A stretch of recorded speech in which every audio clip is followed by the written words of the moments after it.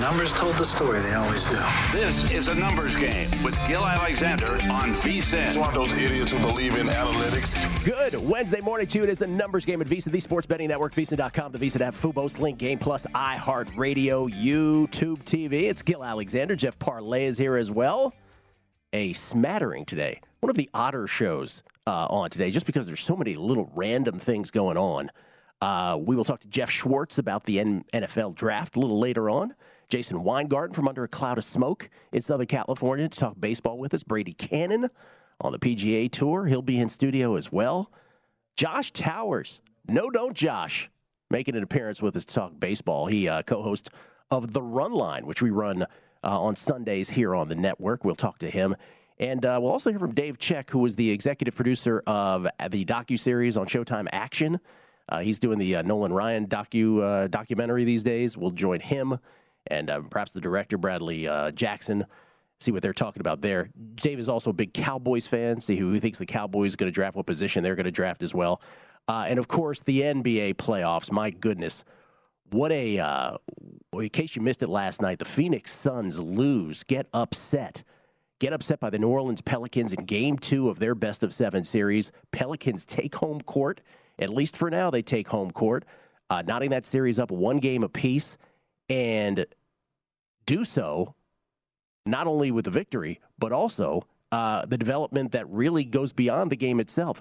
Hamstring injury for Devin Booker, which now threatens to put the 2022 NBA playoffs into the same sort of stratosphere, same sort of realm, I should say, as last year's, where there was nothing but a scourge of injuries. First of all, 2 years ago, right, it was Klay Thompson and Kevin Durant back-to-back injuries for the Warriors. Then last year, if we went through them sort of one by one, just on memory, and I won't do it by memory. I'll actually go to the phone to try to be as thorough as possible. But last year, Anthony Davis with an injury, LeBron James for the Lakers. The Suns actually remained relatively unscathed. Yes, Chris Paul had a bit of a hamstring, but he didn't miss any time really. So the Suns and the Bucks were really the winners of the war of attrition getting to the NBA Finals.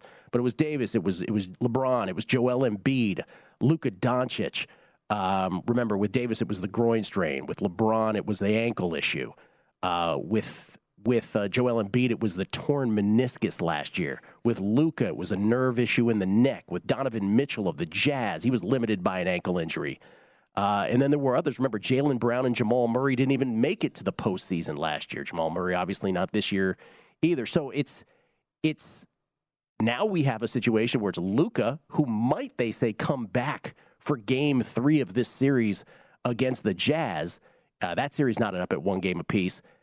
That there's some optimism that he could. They're going to monitor what he does in workouts here in the next couple of days to figure out if they want him to come back for Game 3, which would seem ridiculous given the nature of his injury and the fact that the Mavericks were able to knot up that series at one game apiece. Maybe sit him out Game 3 at a minimum, and then if you lose that one, then maybe think about Game 4. I don't see any reason why he should rush back for Game 3. Jazz, by the way, favored by 6 tomorrow night in Game 3 of that series. But there's obviously the Luka injury. Now there's this with Devin Booker, which could completely, we'll see, possibly derail the Suns' postseason effort. He had 31 in the first half last night.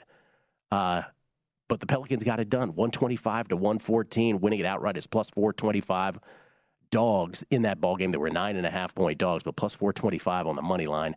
And then, of course, all the other injuries, Steph coming back at the right time for the Warriors, they may be the team that actually has the more fortuitous injury path this year.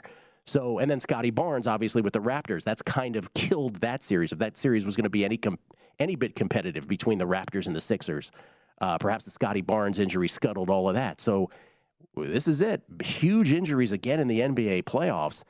And I guess, Jeff, the question becomes, do you think if Booker is not in the lineup here, and we'll see if he is or is not. Hamstrings are funny like that. Can the Pelicans actually win this series? Well, Brandon Ingram doesn't miss a shot in the fourth quarter. They're going to have a good shot to win the series. If they shoot over 50% from three-point land. Yeah. Gill, there's 17 of 30, I believe, last night. With New Orleans, there's plenty of talent, even without a Booker injury, to at least make this series competitive. They weren't going to be able to win it if Booker stayed healthy. They probably would have lost last night, even with those ridiculous shooting numbers, because Booker was amazing before the injury. But I'll give them a chance. I'll give them a chance to possibly pull the upset. Because, again, Gil, we're dealing with the Suns, who last year missed Chris Paul for a chunk of time because of the shoulder and COVID. Remember, during the postseason, had a COVID-positive test, had to miss 10 days. They survived and made the finals. So they are used to playing without their stars. Paul missed a ton of time this year, survived without him.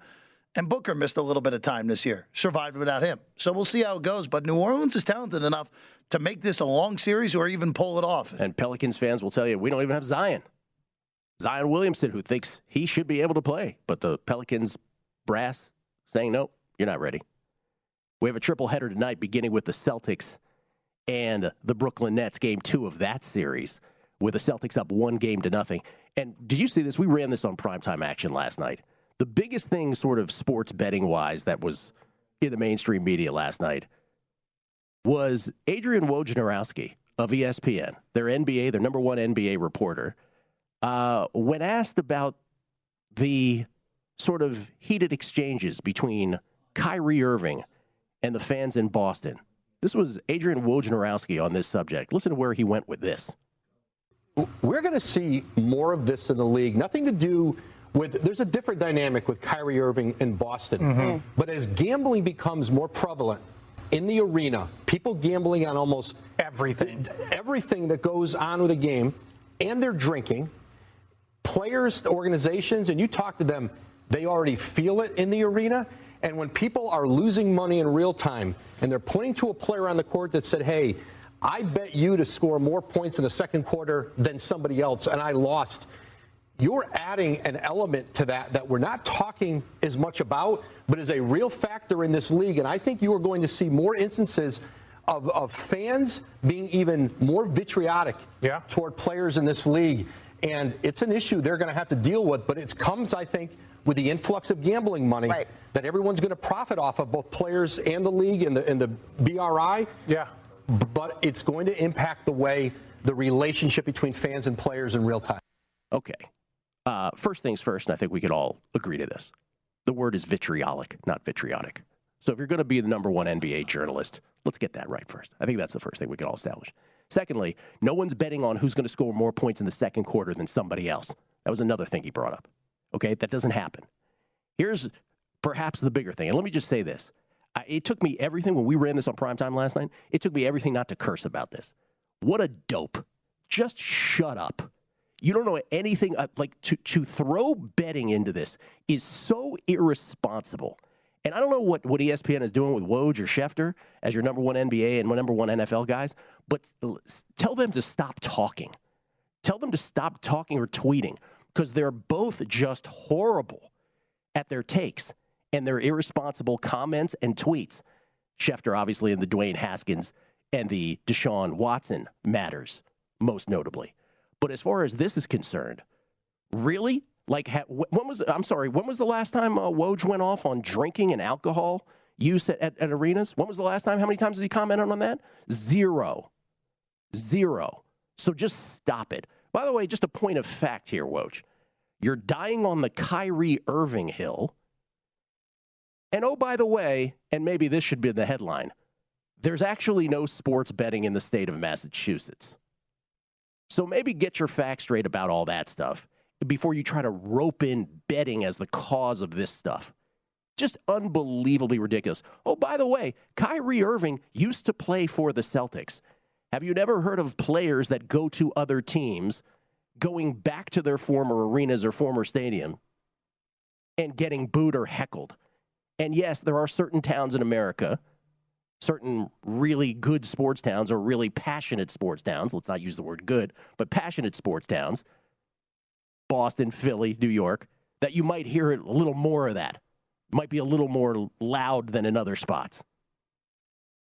This is ridiculous and irresponsible. And I cannot stand when someone in mainstream media who knows nothing about betting, has no basis in fact of anything, ropes it in as a cause of this kind of stuff. Kyrie Irving, Kevin Durant, the most prickly two basketball players, most two prickly athletes you'll ever see. and you're gonna all of a sudden say it's betting that does this with these guys. Just please stop with that. Stop it. It's so bad. As far as the game is concerned tonight, Game 1 was a classic. This series that I said before, on paper, could be the greatest first-round series in the history of the NBA first round. Game 1 lived up to all the hype. Jason Tatum with the buzzer beater at the bucket, or with the buzzer beater with the layup at the buzzer to win it. Celtics favored by 3.5 tonight, back in Boston. Kyrie's going to hear it even worse. Woj is going to say it's more betting on who's going to score more points in the second quarter because the people are getting vitriolic about it. Who you got tonight? You touching this? I'm not touching any of these games tonight, especially after I just botched that Minnesota game last night. Well, didn't help you that Minnesota played as poorly as they possibly could have. You just have no idea what these games. Yeah, it was ugly, that one. For tonight, definitely do not want anything to do with the Brooklyn-Boston game. If you made me bet it, I would take Brooklyn, but don't have any confidence there. Want nothing to do with the Philly-Toronto game. If Toronto's going to get one, common sense would say they get tonight. And we also don't know what Philly's going to look like without Thibault. Last game, I'm not betting the Chicago-Milwaukee series at all. The Bucks didn't play well and still managed to win Game 1. They're probably winning tonight. I think the Sixers-Raptors game tonight is the one I want the least part of if I'm ranking what I want to stay away from totally the furthest. Fair. Yeah, that's a 1.5 point spread on that. I want no part of that. But should be fun tonight. The Nets and the Celtics, and on their way to, at least after one game, being a classic series. We'll come back. We'll talk about this Facing Nolan documentary with Dave Check next. Get his thoughts on the Cowboys draft. Numbers Game, VSiN, the Sports Betting Network.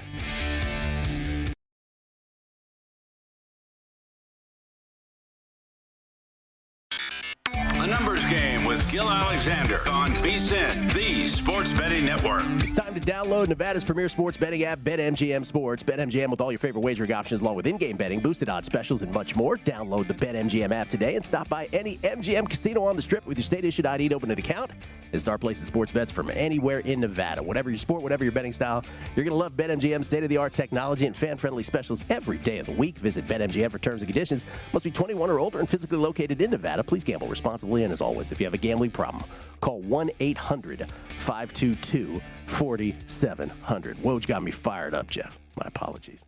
We got Rob Manfred comments later on the show, which are also comical. Not quite as Manfred was trying to actually got to the right point. Just the phrasing was wrong. He's just guys. None of these guys know what they're talking about. That's just the most amazing thing about it.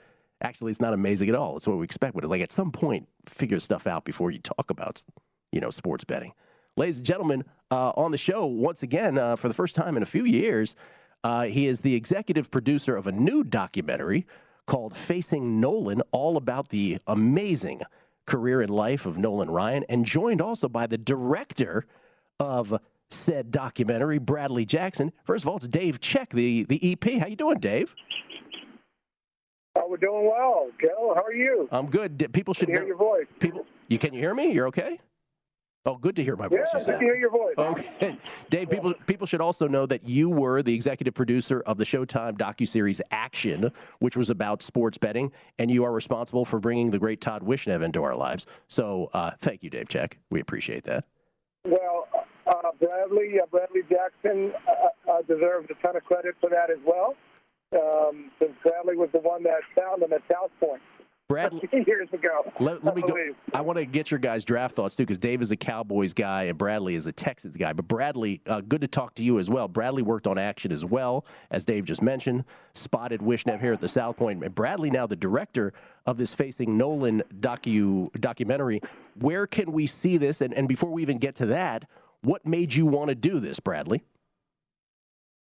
Well, Gil, it's great to hear your voice. Yes, thank you. I can only take some credit for putting Todd Wishnev on the map, but I think you have a lot of credit for getting him out into the mainstream. Okay.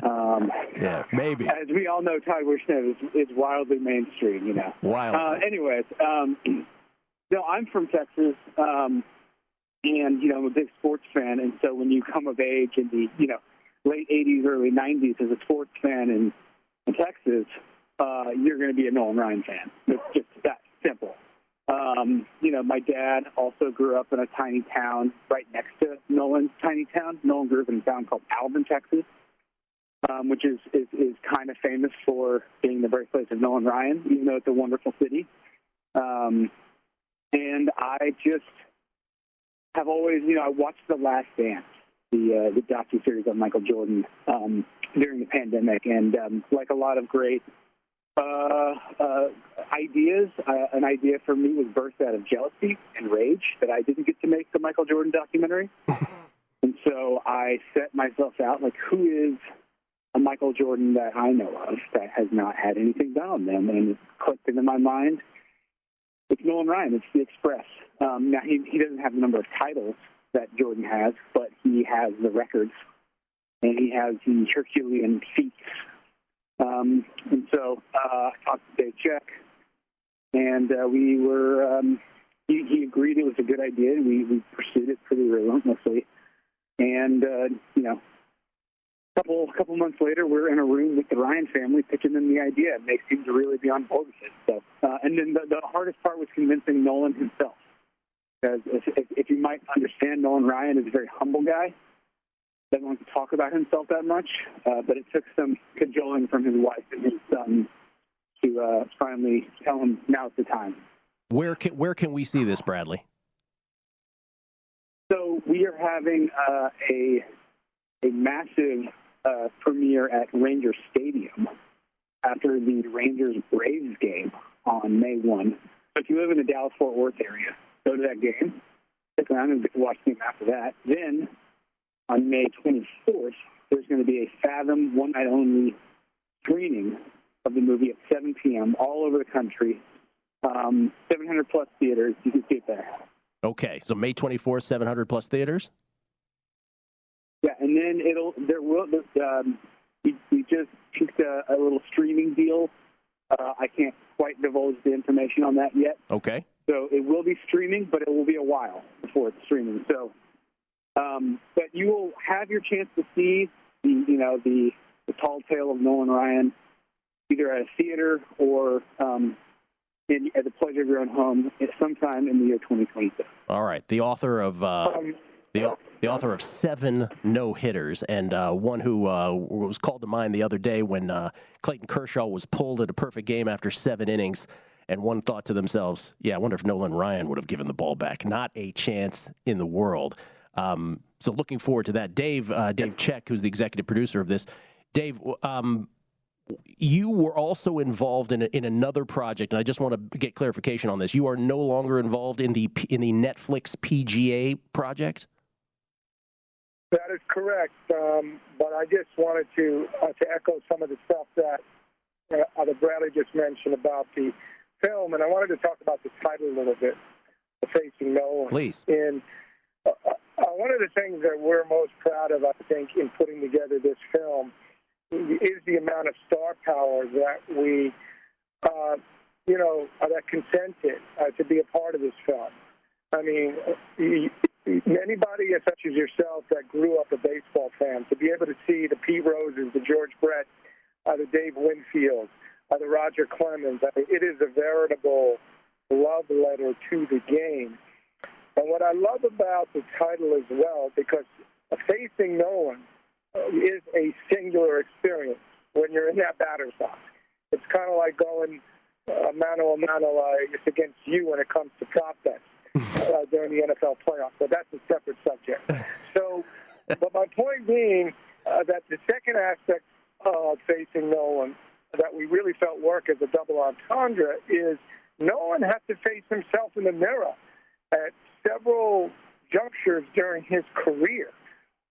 Certainly not a spoiler alert to say that people know, if they know his story, know that 5 years into his career, he was a 500 pitcher with the Mets and certainly not demonstrating what his career arc was going to end up being.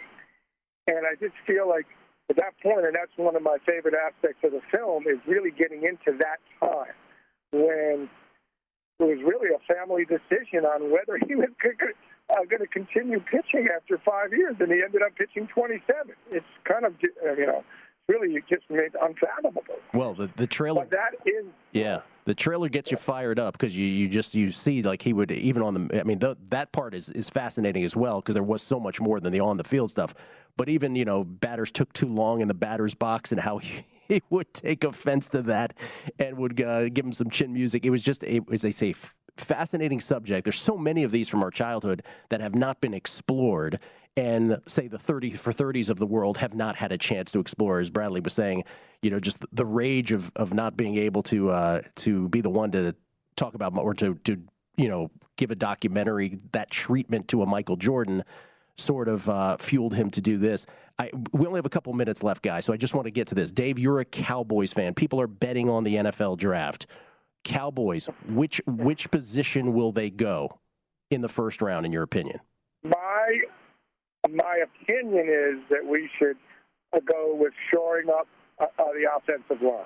Because I know for many years the Cowboy line has been ballyhooed as this elite offensive line. Frankly, I've seen some chinks in the armor of late. And as you would attest, what do they have? 13 penalties during that playoff game against the 49ers. I would say maybe half of them were probably thrown on the O-line. So I would like that group is starting to age out a little bit. So I think we need just an injection of youth. And Bradley, you grew up in Houston. The Texans have the third pick in the draft. They have to trade that, don't they? Well, so I would say if the Texans need to draft one position, I would say they draft a new owner. That's my position. I think the current owner, if you're a Texans fan like I am, you could say there's nothing going to happen that's good if we don't get rid of our owner and this guy, Jack Easterly. But yes, if you're actually talking actual positions that they need, I actually kind of like their quarterback, David Mills, a little bit. I don't know if he's the future, but it feels like they need some sort of a running game. They claim they have a running game, but they don't. So that's my unexpert opinion on that. All right. A new owner would be nice. Gentlemen, I appreciate you making the time. Again, the documentary is Facing Nolan. Just a great-looking documentary on the life and times, the playing career and beyond of Nolan Ryan, executive producer Dave Check, the director Bradley Jackson. Great to talk to you both again. Yes, good time. Wishing to have our love. May 24th in theaters. Thank you, Gill. May 24th. Say hi to the crack man, too. We will. We'll say hi to the crack man. Josh Towers, equally menacing, next. A numbers game with Gill Alexander on VSiN, the Sports Betting Network. VSiN is all in for the draft next week in fabulous Las Vegas. We got a special draft preview show this Sunday at 6 p.m. Tim Murray and Sean King. They'll break down all the first-round prospects and props. Expert guests include legendary broadcaster Brent Musburger, former NFL GM Michael Lombardi, and former NFL lineman and TV host Mike Golick and his son. VSiN's draft preview special this Sunday at 6 p.m. exclusively on VSiN. And don't forget to download our NFL Draft Betting Guide. That's our NFL Draft Betting Guide, featuring best bets, mock drafts, and everything you need to score big this draft season. Download it today for just $10. It's Gill Alexander. We are overrun with tweets about the first segment and Woj, and my comments about Woj. We will get to those momentarily. Las Vegas Chris, who, of course, is a big-time successful contest handicapper here in town, who has won multiple contests. He commented on the last segment, just watched the Facing Nolan preview, sent chills up my spine, and I infuriated myself because I have no hope of seeing it anytime soon. Sorry about that. May 24th, Facing Nolan. This also from baseball. So Colorado Rockies, Charlie Blackmon of the Rockies, he is the first active MLB player to endorse a sports book. You hear about this? Charlie Blackmon of the Colorado Rockies has reached a partnership with MaximBet, which apparently is a shop in Colorado only. So the four-time All-Star is going to be brand ambassador and marketing campaigns for MaximBet. Maxim is for those wondering, it is an offshoot of the old magazine Maxim, apparently. And I just want to point this out because Rob Manfred, commissioner of baseball, had this to say recently about he was touting the future of in-game betting on baseball in a recent interview on ESPN. He said, quote, "We see it primarily as a form of increasing fan engagement. It's an additional way for our fans to interact with the game. I do think in-game betting is going to be a significant component. I think if you talk to people who are experts in the field, that they don't see outcome betting as a major growth area. It is, in fact, in-game betting, so-called prop betting, that is going to be the growth area, and most of the betting is going to take place on mobile devices." So most of that, Manfred was getting there, right? He was getting close to the truth, and then he said, like, outcome betting, which I took to mean that he doesn't get that in-game betting is also outcome-based betting. I think he thinks that in-game betting is play-by-play betting, is what I got out of that. Anyway, do you think Charlie Blackmon or any active ball player being in bed with a sportsbook is a good idea? I'm not sure it is. I'm still perplexed at what Maxim bet is. I know. Totally what comes with that? Anyway, there's so many little wacky things happening today between Woj and Blackmon and Manfred's anyway, Josh Towers, ladies and gentlemen, on the heels of a Nolan Ryan segment, it's Josh Towers, equally menacing. How you doing, Josh? I mean, it's fitting, right? We pitched the exact same. Yeah, people were in fear of you at the plate. I know they were. They were. Josh, good to talk to you, man. You're the host. You're the co-host, along with the great Ben Wilson, of the Run Line on Sundays here on the network. Good for you, man. Congratulations. Yeah, there's a trio of us, man. It's really cool. It's a good show, dude. It's awesome. So I appreciate that. Listen, wasn't it not too long ago, if we even looked in the sportsbook direction, I mean, again, my good friend Frank Thomas for years wouldn't even walk. If we went into have dinner here in Vegas, he would not walk in the entrance where the sportsbook was even close to. We'd have to go all the way around because he didn't want to be associated in any way, shape, or form with anything that has to do with this, because it was such a frowned upon thing in our game. And he was such an honest person. And we couldn't do anything. And now all of a sudden, because, and I credit VSiN for sports betting across the country for sure. Now it's becoming acceptable, and now we're going to be able to endorse this as players. I think this is very dangerous. And here's the other thing, man. If Fred Manfred is going to alter his stance on this, because we know he's been against it for a while, if he's going to alter his stance, I guess 2 points on this. One, then put Pete Rose in the Hall of Fame. Let's stop messing around with this, because now you're making it acceptable what you're still holding against this man. And then 2, I think his thing is like, okay, well, if you can bet at bat to at bat, then they can't. Like, I can throw a game in essence, right? A little bit easier. But if they don't know what I'm betting on them to do at bat to at bat, then hitters probably can't throw that as much and do something negative. So he's, in his head, my opinion is he's probably endorsing something that doesn't think that they can benefit from. Two things. Illegal. 2 things. One, Adam Burke also on the Run Line. Don't want to leave Adam Burke. Adam Burke, yes, sir. Great Adam Burke, along with you and Ben Wilson.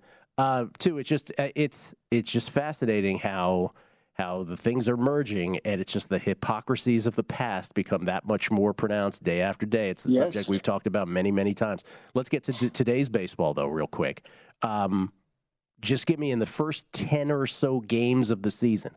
So again, we're barely into this, but give me the club that you feel that has come out of the gate slow, that you think actually is headed for big things that most people might not be thinking about, and then the opposite of that, a team that started real quick that you're not buying into.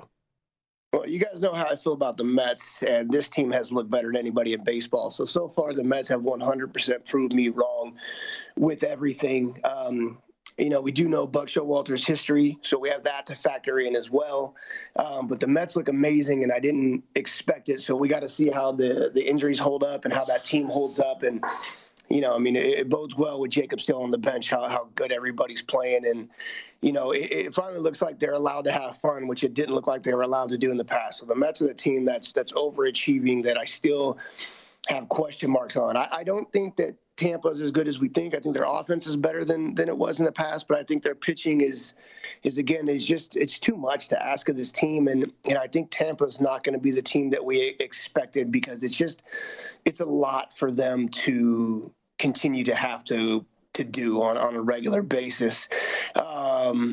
And then there's just some surprises. Like, I never expected the Texas Rangers to be good, and we know that you can't build a team on offense, but to be this bad is pretty impressive.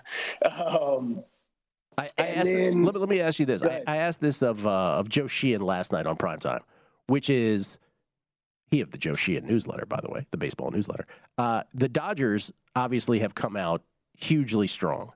And, one of these things that we always talk about is, well, things will regress either, to the mean in either direction. But could we be staring at, one of the things we talked about is like, could we be staring at an epic season from the Dodgers where they are every bit as good as advertised and they end up, winning some colossal amount of games? And his comment back, and I thought it was interesting because we'll have to think about this as bettors, was even if they do start to flirt with that later in a season, that they will manage their way against that. In other words, just like we saw, I'll bring this up, he didn't, just like we saw Clayton Kershaw's perfect game, get managed over, right? No matter how you feel about that, the managerial aspect took precedence, that we'll see that in a full season arc for the Dodgers as well. Do you agree with that? Yes. Listen, the Clayton Kershaw thing, from what I've gathered, Clayton kind of was okay with coming out. In essence, almost asked, like, no, it's my time. I'll come out of the game, which I find absolutely crazy. Me too. Listen, I'm punching you in the face, Gill. You can come talk to me at that point. Like, we're fine, bro. Yeah. But that's what I heard, and so I know that Dave has a baby history and stuff like that. Dave does a good job of managing that team and being a player's manager and putting guys in a position to succeed. He does an even better job of appeasing the front office. So he's down there making sure that he's making both sides happy, which is a very difficult thing to do. And so it's impressive that he's so good at that and that he's been so good at that, because that can cause headaches for a while. And so that's why I think the comment that he made was probably accurate. Like, at some point, it's like, all right, let me give a little bit back to the front office. Let me give a little bit back to the players. And so it takes away from some of that stuff as far as 120 win type season that we saw from the Mariners back when I first came up. That was gross. And then I don't know if the pitching is strong enough to do that, because the hitting will get cold at some point, even though this is one of the best lineups I've ever seen in my life. And you definitely need pitching for 100+ wins. And so I think it's going to be difficult, but this team, no question, is fantastic. And it's unbelievable. What do you like? The other thing I was going to say is we're talking about depth and teams that, watching moving forward, and we see the Cardinals with a good start, 6-3, and they're missing their main pitcher. Nolan Gorman has hit 7 homers in 7 games in AAA, and he's one of the biggest prospects in baseball. And these guys got that on the horizon too. And then again, they're number 1 pitchers on the DL for half the season at least. Like, if the Cardinals can maintain this start and as good as they look, this team's only going to get stronger as the season goes on. Give me your best play of the day before we go. Oh, God, I don't have it. By the way, that slide last night in the San Diego game was not dirty at all. And for anybody who said it's dirty, knows nothing about baseball. I looked at a lot of games earlier already, Gill, and there's a lot of pretty even games, a lot of question mark. Like, we need to see Barrio step up and be good. And was Ohtani's last start really it? Can the Brewers just don't win for Woodruff, so we can't bet on him? Maybe Bieber at home. Bieber at home for the Guardians. I'm sure I'm getting plus money. Okay, that's an early game. 11:10 Pacific, 2:10 Eastern. White Sox at the Guardians today. That's Dallas Keuchel against Shane Bieber.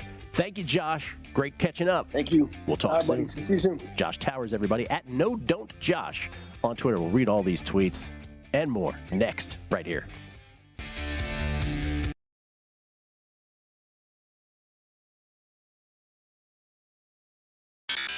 A numbers game with Gill Alexander on VSiN, the Sports Betting Network. BetMGM is pitching baseball fans a chance to swing for the fences. Register using code VSiN200 to win $200 in free bets when you place a $10 moneyline wager on any Major League Baseball game and either team hits a homer, regardless of your bet's outcome. Enjoy baseball like never before with BetMGM all season long. Sign up today with the king of sportsbooks. Eligibility restrictions apply. Major League Baseball trademarks used with permission. Visit BetMGM.com for terms and conditions. Must be 21 years of age or older to wager. New customer offer. All promotions subject to qualification and eligibility requirements. Rewards issued as non-withdrawable free bets or site credit. Free bets expire in 7 days from issuance. Please gamble responsibly. Gambling problem? Call 1-800-GAMBLER. Promotional offer not available in Nevada and Mississippi. Gill Alexander. Jeff Parles is here as well. Producer number 5 and 8. Grover Cleveland of producers. Jeff, you with a trainer now? You losing weight? We're attempting. We're tempting. When's the wedding? A little over a year from now.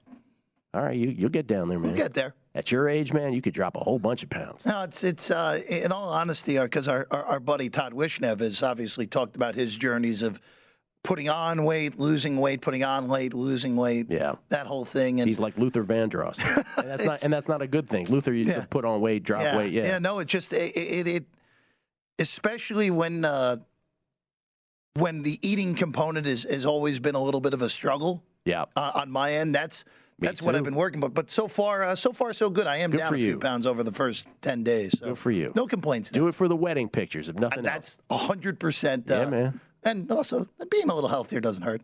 I got to do it for my life. You do it for your wedding pictures. I got to do it for my life. I got to get there too. We get tweets, and boy, did we get tweets about segment 1. Philly boy LV 4223. You're totally right about how dumb and irresponsible Woj sounded with his take on the Kyrie situation. I have to weed through these because some of these are angrier than others. This is Michael Burns. Go get him, Gilly.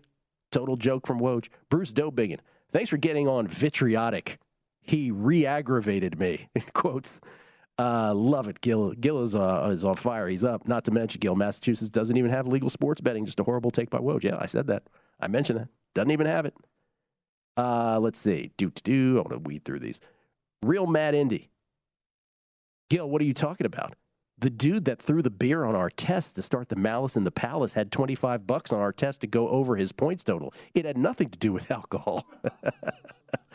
Eric Arnetta, well said about the Woj comments. Alcohol is the number one problem, and it's not even close. John Balduzzi. First off, Woj has no clue.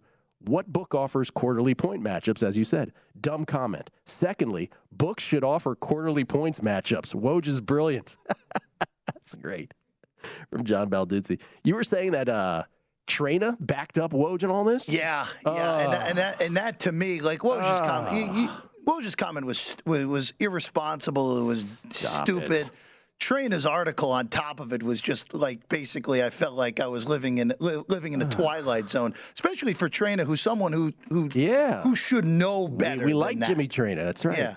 Bobby Geddes, as someone who bets a lot, lives in Boston, has been to several Celtics playoff games, and really dislikes Kyrie. Woj's take is one of the most preposterous statements I've ever heard. Betting had zero to do with that. Boston just doesn't like Kyrie. Simple. Yeah. Hey, Barry Lamar Bonds went back to Pittsburgh. They didn't stop booing him. Was that betting? Stop it. On and on these. Tom F. T for 3. I can promise you, when and if Ben Simmons returns to actually play in Philly, our vitrionic behavior will not be betting based. People enjoyed that part of it. Yeah, get vitriolic right next time. All right, let's see. Yeah, Arby, just the fact that Woj used the example of betting on a guy to score more points in the second quarter than another guy shows without a doubt Woj has zero clue. He's talking about on and on with these. I appreciate it. Oh, Tim Lawson, The Better Life. When I heard the Woj take, I also was appalled, but also wondered, did Todd Wishnev make it to a Celtics game? Is that where the betting heckling came from? By the way, Wishnev getting a lot of juice on this show today. My goodness. This one, he agrees with Bradley Jackson's take. Cal McNair needs to be gone as owner of the Texans. This is from 3Jack3131. Love this segment on Woj. Some people need to stay in their lane. Stick to breaking news for those that care. While we're at it, what was this point spread between the two unnamed players? Ha. But would you bet Steph Curry quarterly point total? A lot of people are like, hey, that sounds like a pretty good idea. And then this is from Rich PSM. He said, wake up to hear the birth father of Wishnev and Rob Manfred orchestrating his bar mitzvah. What a Passover week. He rises. Oh, man. These go on and on. I could spend like a whole segment reading these. Let's see. Oh, here's Stephen Vegas. Woke up with the Mets in first place and Jeff Parles wearing orange. Nice work. Gill, no Giants magic yesterday. Well, you're right about that. Can't have it every day, I suppose. How dare you sweep the Giants, Jeff? Which brings up, because there's a whole bunch of directions in sports betting that I want to go with. But one of them was, we'll get to the draft here, but this is Ben McAdoo. Do we have the Ben McAdoo audio? We ran this on Primetime Action last night, which, by the way, I don't know if you guys know, I host with Matt Brown and Kelly Bidlin here every night on the network. I'm not sure I've ever mentioned Matt and Kelly on this show before. Have I? 100 billion times?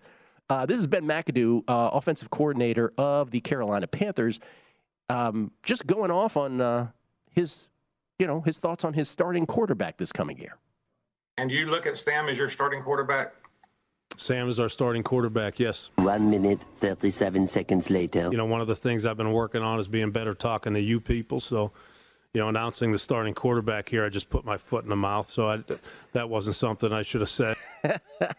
So 2 things. One, what's with the accent on the person in the middle that said 1 minute, 37 seconds later? That's from SpongeBob. Oh, okay. Yeah.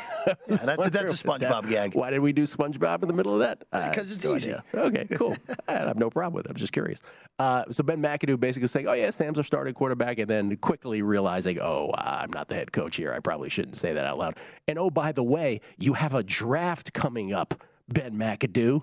Maybe that will alter your quarterback situation. At this point, you think Carolina, so we don't have these in volume in Nevada, but they are elsewhere.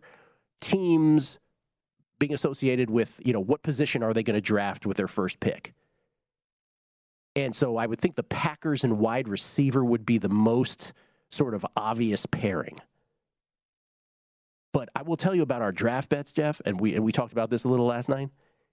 The one thing that could throw all of our draft bets into just spiraling defeat is if there are trades that happen right before that involve quarterbacks, specifically with my bets, quarterbacks and wide receivers. Because if all of a sudden, like you see Deebo last night, Deebo Samuel wants out of San Francisco all of a sudden. So I'm just saying, if like a team like Green Bay traded for Deebo, I'm just riffing here on this. There's nothing in the news about that. But I'm just saying, if the wrong team that you think is clearly going to draft a position, like Carolina and a quarterback, I don't know, maybe that's what Carolina should be paired with, despite what Ben McAdoo had to say. All it takes is a trade, and our draft bets are blowed up. I said that on purpose. And so that's what I'm super worried about before the draft, and regardless of Ben McAdoo's comments, which we just used as a way to get into that conversation. But if you've got guys like Deebo the week before the draft, and by the way, one has to wonder, why did Deebo wait this long? Maybe because he thought he was going to come to a deal with the Niners and it hasn't worked out the way he wanted. And so now he's talking about leaving San Francisco, which would be a massive loss for the Niners. But Deebo's interesting because he's a hybrid player, so maybe he wants a salary that is above and beyond what a wideout would get. But he wants out. And man, some of these, if there are trades before this draft, especially the closer we get to them, oh boy, on our draft bets. I will be adding a couple more. I have added one more. So I've got a total of 7. We'll talk about the specifics on those tomorrow because I think I'll have an 8th by tomorrow. The other thing that we've talked about at length on this show, Jeff, not at length, but we've brought it up maybe 10, 15 times, is this Lakers this Lakers miniseries, can we call it that, on HBO Max, called Winning Time, which I'm only an episode and a half into. It's 7 episodes thus far, and it is wildly entertaining. I think we can all agree that. But every time we bring it up on this show, what is my comment to you, Jeff? I go, they murder Jerry West. They murder him. And I sort of laugh nervously because I'm like, why? So Jerry West has now finally come out. I don't know why it took 7 episodes, but he demands a retraction and an apology over his portrayal in the HBO series Winning Time. Jerry West, the reason that I kept saying, why are they murdering Jerry West? Like, I can't believe that they're doing that to him, is because all we've ever known about Jerry West is that he is a soft-spoken, really deliberate, and may I just say this, basketball talent evaluating genius. That's how we've known him. And this series just makes him look like a raging, out of control, alcoholic, whatever. Like, it's just incredible. So Jerry West, man, he's got 2 weeks. He says, give me an apology in 2 weeks from Adam McKay. You love this series, but you also were like, what are they doing to Jerry West? It's entertaining, but it's let's just say don't go for historical accuracy for the most part. That's one thing, but you can't like completely portray someone completely opposite of how he is. Completely destroyed Jerry West. Well, and also this week, Kareem also kind of bashed the show as well. He did. Kelly says, by the way, in the end, no one looks good by the end in this Winning Time HBO series. But it is entertaining.